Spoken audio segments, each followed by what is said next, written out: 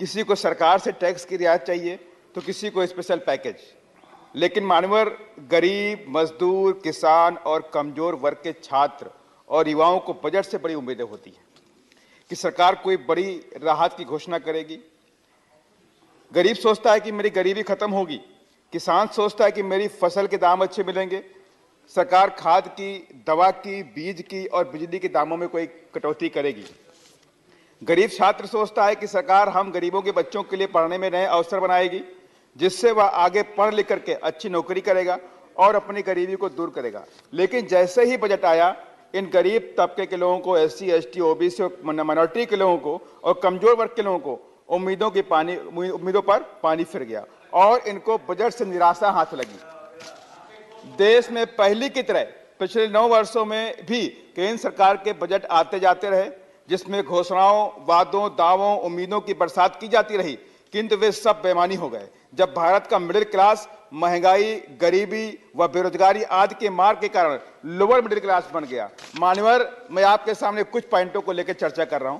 काला धन, जब आप संघर्ष कर रहे थे तो आपने वादा किया कि बहुत पैसा स्विट्जरलैंड बैंक पे जमा है। काला धन, इतना पैसा जमा है कि पूरे भारत के देश के लोगों को, गरीबों को 15-15 लाख रुपए बांट दिया जाएगा, लेकिन आप उसके बारे में कोई सीरियस नहीं है।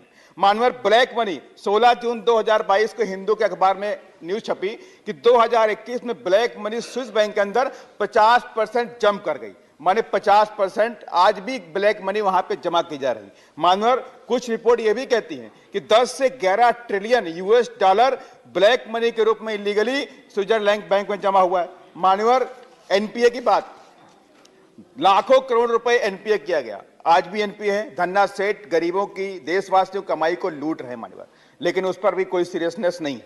राइट ऑफ किया गया, 14.5 लाख करोड़ रुपए राइट ऑफ किया गया, लोन टैक्स के रूप में धन्ना सेठों को किया गया। लेकिन वहीं पर किसान ठगा महसूस करता है। मानवर, किसान कहता है कि धन्ना सेठों का पैसा माफ होता है तो हम किसानों को क्यों नहीं होता है? हम भी तो खून पसीना बहाते हैं, हमारा भी लोन माफ होना चाहिए। उसकी ये मांग है। मैं माननीय मंत्री जी से आपके माध्यम से कहूंगा उस पर भी संज्ञान ले लें। उज्ज्वला के बारे में कहना चाहता हूं, 9.6 करोड़ LPG कनेक्शन सरकार ने दिए, ये एक सराहनीय कदम है, इसके लिए सराहना के पात्र हैं।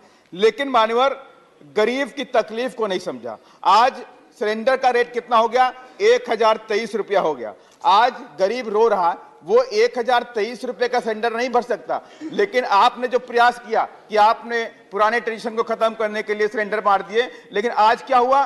गरीब वापस पुराने ट्रेडिशन में पहुंच गया, उसने सिलेंडर को रख दिया। मान्यवर, पॉइंट है, इंपॉर्टेंट पॉइंट है, मेरी बात को सुनिए। आप भी नहीं सुनेंगे तो कौन सुनेगा? मान्यवर, हमें इनसे बड़ी उम्मीद है कि आप कुछ गरीबों के लिए करेंगे, दलितों के लिए करेंगे, किसानों के लिए करेंगे। आप सुनेंगे ही नहीं तो ये कहां से? बोलिए। मान्यवर, 140 करोड़ की जनसंख्या आज देश में है, सिर्फ 54 सेंट्रल यूनिवर्सिटी आज देश के अंदर है और 459 एक्टिव स्टेट यूनिवर्सिटी हैं।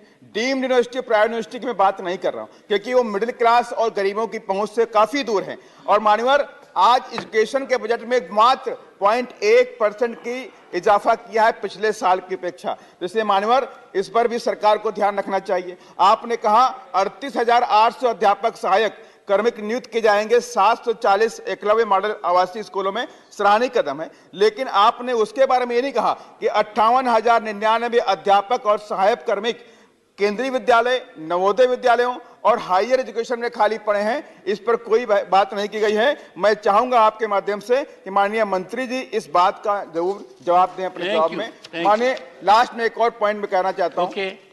लास्ट पॉइंट है, दलित बच्चों के लिए आपने कोई रियायत प्रदान करने का काम नहीं किया। आखिर दलित का जो गरीब है, दलित है, वो ही पढ़ना चाहता है, वो भी चाहता है कि मैं इंजीनियर बनूं, मैं डॉक्टर बनूं, IAS बनूं, वो कैसे पढ़ेगा? उसके लिए कोई रियायत नहीं। मान्यवर, इसमें भी रियायत करने का काम किया जाए। हायर एजुकेशन में फ्री एडमिशन की व्यवस्था सरकार करे, उसके लिए स्पेशल फंड की व्यवस्था करे। मानवर, इसके बारे में एक मैं छोटी सी आपको मैं रियल स्टोरी बता रहा हूं। मानवर, एक विनोद कुमार मेरे जिले का लड़का है, वो मजदूरी करता है, उसकी बेटी का एडमिशन नर्सिंग कॉलेज में आ गया, नाम आ गया, वो बड़ी खुशी से उसमें नर्सिंग में। मानवर, 1 मिनट में मानवर, उसका सच्चाई सुनना चाहिए आप लोगों को। आप सरकार में बैठे तो कुछ कर सकते हैं। मान्यवर, उसने रात दिन मजदूरी करी, दिन में भी मजदूरी की, रात में मजदूरी करी।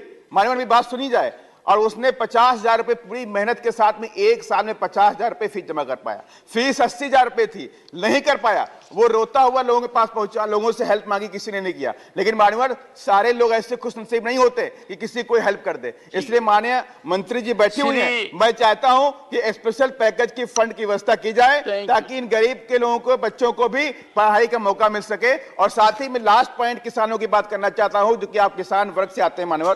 किसान महंगी दवा और महंगे बीज से परेशान, महंगे खाद से परेशान मान्यवर। आज जीएसटी दवाइयों के ऊपर 18% जीएसटी है, इंसेक्टिसाइड, पेस्टिसाइड, हर्बिसाइड।